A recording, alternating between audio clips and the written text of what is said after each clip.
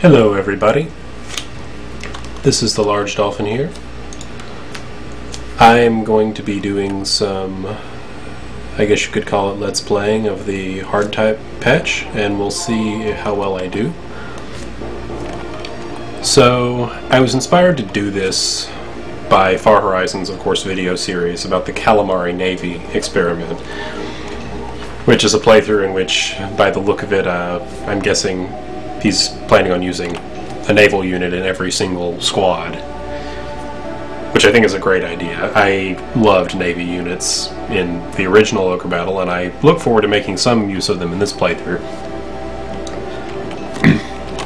So what I wanted to do for this initial video, because I've tried to record this twice and failed, is just to see if I can get it to actually work now after making some registry changes and things. I'm using Cam Studio to record this, which is a freeware software, and I hope this will work out. So what I'll do in the meantime, just while I see if the video is going to work, is I'm going to view the status of my units and give you a little background information about them. So my Lord is a Niflheim Lord, and I do plan on using that front row banish to farm some undead at some point. I have this as an air unit because I like using this unit for hit and runs, and I have that initial samurai from the starting squad still there. I'm kind of not sure I'm going to keep him there for that much longer, but I like the single target damage he does. And I've got a knight up front tanking. Again, not sure what I'm going to do with him longer term, but we'll see. I'm kind of playing this by ear just really intensely so far, and I'm enjoying that. My next couple of squads are more for damage and initial confrontation.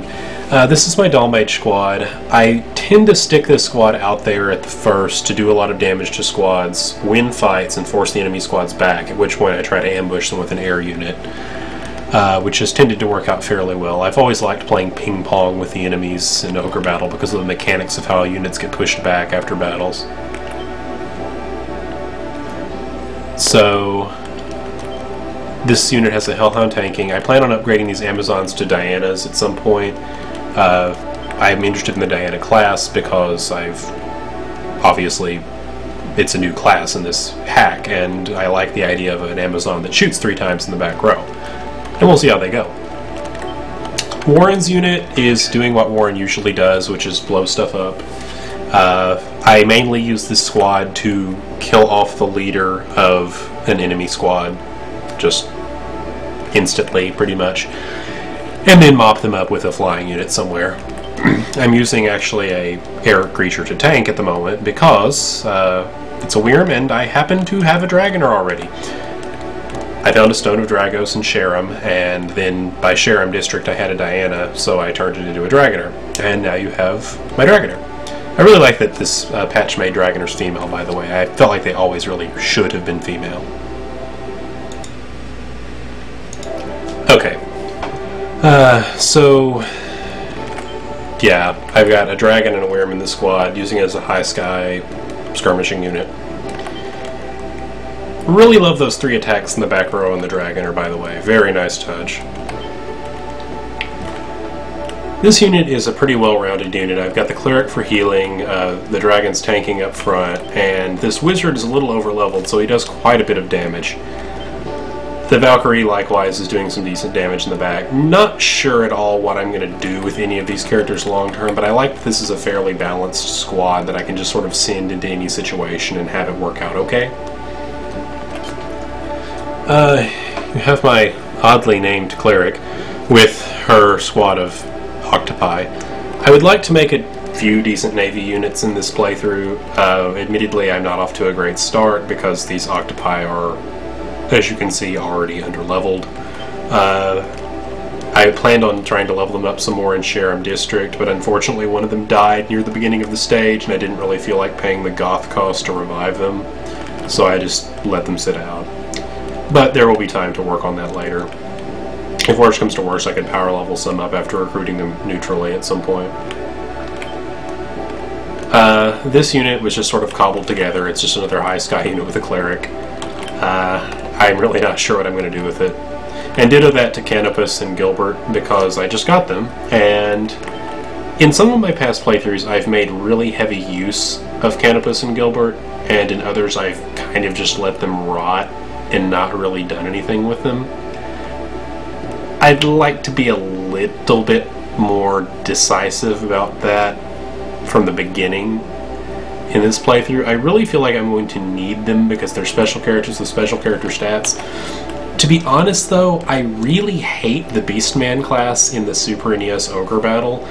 I know that one of Zombrero's goals with this hack is eventually to make it so that if Beastmen are grouped with large monsters, they'll give them stat bonuses, which is something that existed in Ogre Battle 64, which actually made Beastmen pretty decent.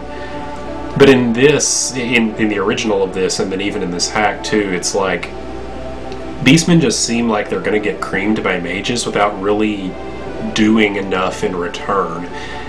And I don't know how I feel about that. I mean, like, Gilbert is kind of an exception because he has such high stats, but he'll have those high stats no matter what class I make him, and I'm not sure what I'm going to turn him into, therefore.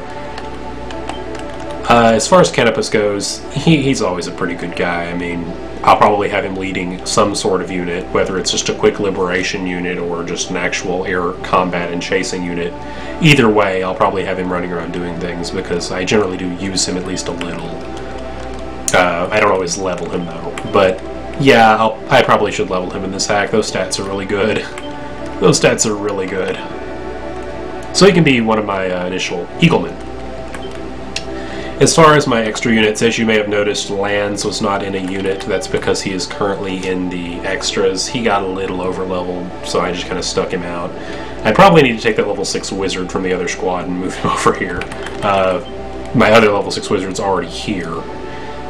I like having a few overleveled characters, but not too many, I guess, since they'll end up with the whole alignment going towards 0 problem if I'm not careful, and I'm really not meticulous enough to manage people's alignment if I'm not just sort of willing to be general about it, I guess. I'm not very good at dealing with the specifics of it. I don't count, you know, oh, well, if they kill this unit, they're going to lose this much alignment and stuff like that, which I know some people do, and I applaud them, but it's just I don't have the energy to do that at this point in my life. So I'm going to be trying to make this a decently relaxed playthrough, I guess. I'm probably going to do some stupid things, which may be funny for you guys, but we'll see. Maybe I'll do some smart things too, though. Yeah, I got a rune axe, by the way. You may notice on this unit he has a rune axe. Yeah, I found that in Warren's castle. I was really happy about that because it's a nice early white damage weapon, which you can use to kill skeletons and ghosts with. Considering that Pogrom is one of my potential next stages, that's kind of a useful thing to already have, although I might go to Lake Janenia first. Why? Because I really want some werewolves. And I have an extra dragon.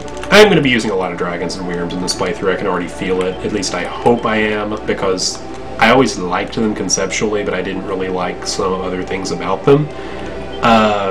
In this hack, they seem like they're better off, especially in the late game, so we'll see.